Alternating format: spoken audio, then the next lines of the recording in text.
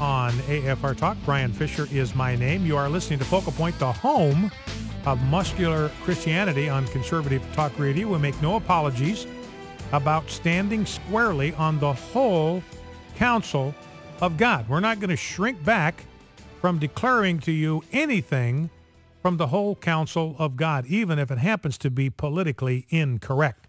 Again, I mentioned the breaking news from Rome, Vatican City, that Associated Press reporting that there is white smoke now from the Vatican, and the cardinals therefore signaling that they have elected a new pope, 1.2 billion Catholics in the world. This one will be the 266th pontiff. This is considered a remarkably fast conclave.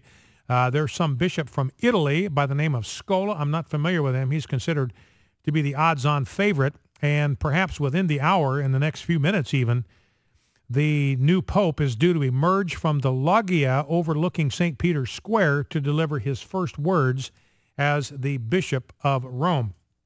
Now, Charlie Rangel, this is clip number 2. Amy, Charlie Rangel was asked about this question. The anchor that was asking him this question is Thomas Roberts. This guy is openly homosexual. And I don't know what to make of Charlie Rangel's response to this question. To me, it sounds sneering and snide because we know where Charlie Rangel's coming from, uber left on the issue of same-sex marriage and abortion. Here is the question from Thomas Roberts. Here's the answer. Do you have any idea or anything that you'd like to share with us of how you'd like this to go to see the next pope come in the characteristics that you would like to see? Yes, I hope that they stick by their guns with same-sex marriage and telling the woman what they should do with their body, but add to that agenda the fact that the poor are waiting to hear from their voices, the sick are waiting to hear from the church, the kids who need education are waiting to hear, and peace should be the predominant role that any religious plays. And so for our new pope, it is time for reform within the Catholic Church and also for the spiritual community to have their voices heard, because capitalism by itself is not what American values are all about. So that's Charlie Rangel, Catholicism by itself, not what American values are all about. But he starts off, it's a weird soundbite. He starts off by saying, I hope that the Roman Catholic Church will hold the line on the sanctity of marriage and on the sanctity of life. Now, the fact that this is snide and sneering is revealed by the fact that he wants the Catholic Church, he claims, to keep telling women what to do with their bodies. That's not what the Roman Catholic Church does. The Roman Catholic Church, when it comes to the sanctity of life, and that's what he's talking about, abortion, the Roman Catholic Church is not telling a woman what to do with her body. She is instructing that woman about what is appropriate to do with another human body, the body of the baby she carries. Abortion is not about a woman's body. It's about her baby's body. That's what abortion is all about. When we talk about abortion, we're not just talking about one body. We are talking about two bodies.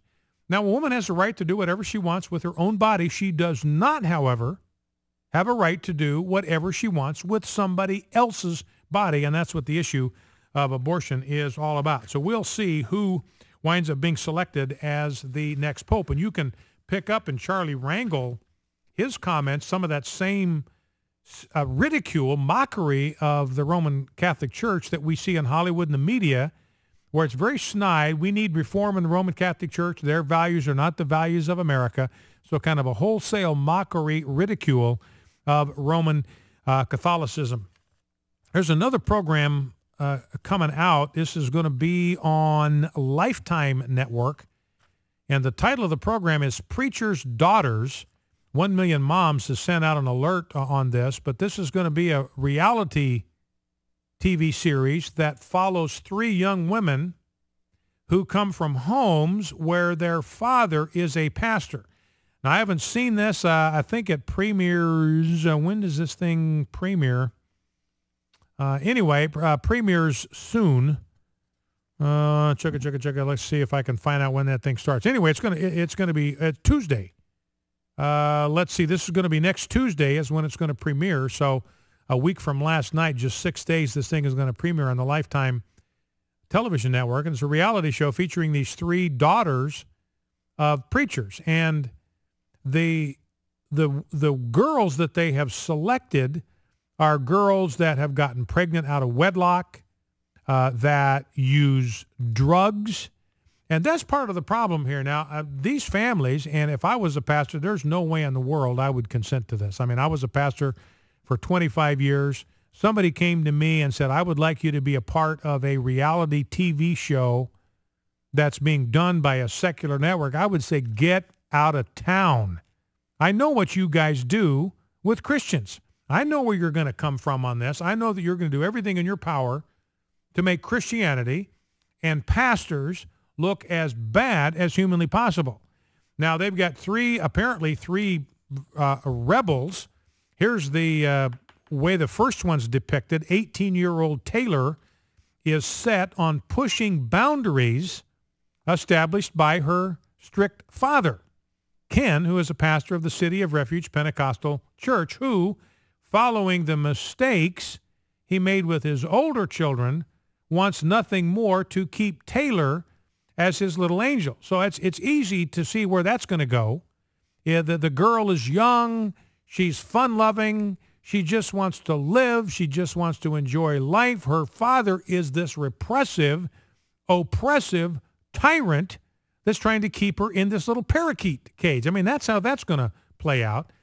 Colby is the second one. She is a fun-loving, curious 16-year-old ready to start dating, but she has two preacher parents, and they apparently don't want her dating at all.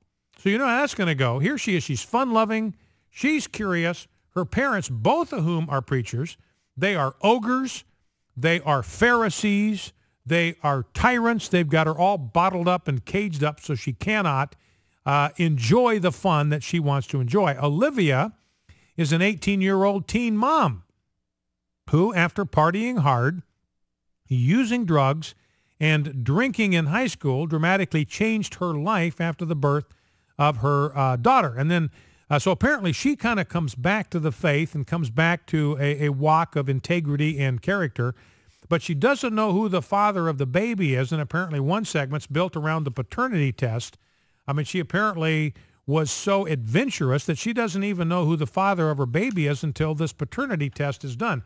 Now, obviously, the point of this whole thing is to make Christianity and Christian leaders look as repressive, as oppressive, as tyrannical, as Victorian as they possibly can. And the point here, the problem here is there's 375,000 churches in America. So you got 375,000 pastors, at least that many pastors out there. They might, some of them bivocational, some of them volunteer, but you got 375,000 minimum pastors that are out there. They picked three that they can use to paint Christianity and the church in the worst possible light. Out of those 375,000 pastors, the great vast majority of those kids turned out great. A lot of them following their fathers into ministry, going on the mission field, becoming pastors in their own right. Lifetime not concerned about that. Doesn't suit their purpose to mock and ridicule conservative Christianity.